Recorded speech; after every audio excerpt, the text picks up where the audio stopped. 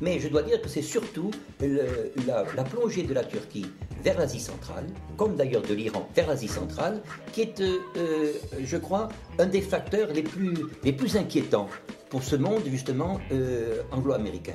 Oui. Moi, la situation française m'amuse beaucoup parce que je vois que notre ami DSK, je ne sais pas s'il se présentera ou pas d'ailleurs, je vois qu'il y a beaucoup de gens qui font des plans sur la comète en disant que ce sera DSK Marine, peut-être, enfin on n'en sait rien, ça peut être Martine Marine aussi, il peut y avoir beaucoup de plans, enfin ça peut être d'ailleurs Sarkozy DSK, enfin, peu importe. Mais je vois que si c'est DSK Marine, comme on nous le vend, disons, DSK est en train aujourd'hui, il a fait une discussion là il y a quelque temps, il a parlé, il a fait un petit discours contre la mondialisation.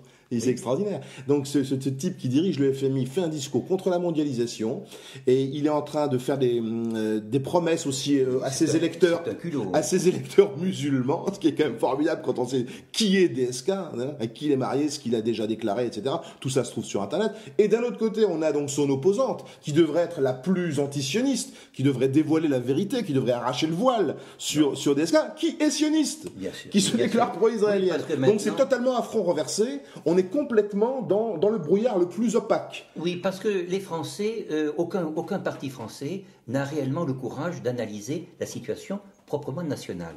Et donc il est obligé de faire appel à des représentations soit politiques, des partisanes par exemple, parler de l'islam, parler de la nécessité, quand même elle est grotesque, que DSK parle de la nécessité d'un État. Enfin, ce sont quand même, je veux dire, des... Il va devenir le représentant de l'État-nation bientôt, c'est très fort. C'est quelque chose qui est formel, et malheureusement, nous avons souvent vécu dans ce formalisme. Je dois dire qu'un des grands avantages que les Français n'ont pas senti, qui a fait l'isolement de De Gaulle pendant un moment donné, ça a été justement sa dénonciation de ce formalisme. Oui. Il a été très isolé. Je dois d'ailleurs dire que j'ai même aidé en Iran une jeune femme à faire un mémoire sur la politique européenne du général de Gaulle.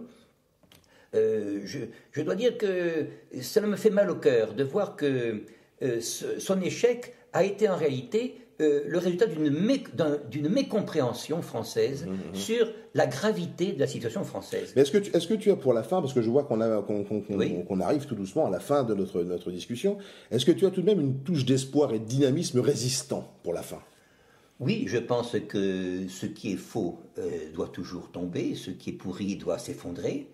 Je dois dire que nos auditeurs peut-être ne sont pas tous, disons, peut-être formés de la même manière que... Tu ne penses pas que nous vaincrons parce que nous sommes les plus forts quand même? Non, je ne le crois pas. Je ne le crois pas du tout. C'est ce qu'on disait avant 39, mais je pense que notre seul espoir est dans le maintien de ce que Georges Soros voulait faire tomber. Oui. C'est-à-dire le maintien, je ne dis pas de l'euro, mais le maintien de l'Europe. Oui. C'est, je crois, la seule issue que les Français, en tout cas, peuvent avoir. C'est ce qu'ont compris les Italiens, mais je dois quand même dire que la France sera toujours en retard dans ce domaine, dans ce qu'on appelle le Moyen-Âge. Il y avait l'axe de l'Europe, aller de la Hollande jusqu'à l'Italie du Nord, voyez. Et la France était considérée comme un pays de juristes, un pays d'à côté. Mais c'est la raison pour laquelle elle a été un pays de révolution.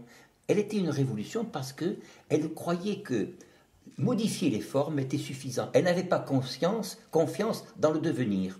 Est-ce que tu ne penses pas que l'euro est mal parti, comme le dit Todd en ce moment? L'euro est mal parti, mais malheureusement, sans cet euro, pour nous, c'est l'effacement total. Les en tout cas, je remarque que les Américains du Sud, je remarque que Castro, par exemple, ou que Chavez, nous appellent à défendre l'euro. Et bien sûr. D'ailleurs, moi, j'ai toujours été, je dois dire que l'euro a été un sacrifice pour l'Allemagne, mais si l'Allemagne a fait ce sacrifice, c'est que justement, elle voyait les enjeux. On parle toujours des Américains qui nous ont sauvés.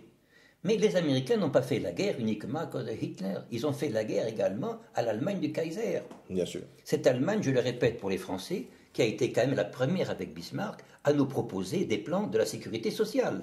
Voyez-vous, je sais qu'elle marche mal en France, mais je sais quand même où elle a été inventée. Exactement. Bah écoute, je crois qu'on a fini, l'émission s'est bien passée, j'espère que tout le monde a été content. Patrick, je ne sais pas ce que tu en penses. Ça s'est bien passé, alhamdoulilah. Alhamdoulilah. Voilà, bah au revoir à tout le monde. Merci Pierre, merci Patrick, et puis à bientôt. Merci Paul-Éric. À la prochaine. Patrick. À la prochaine.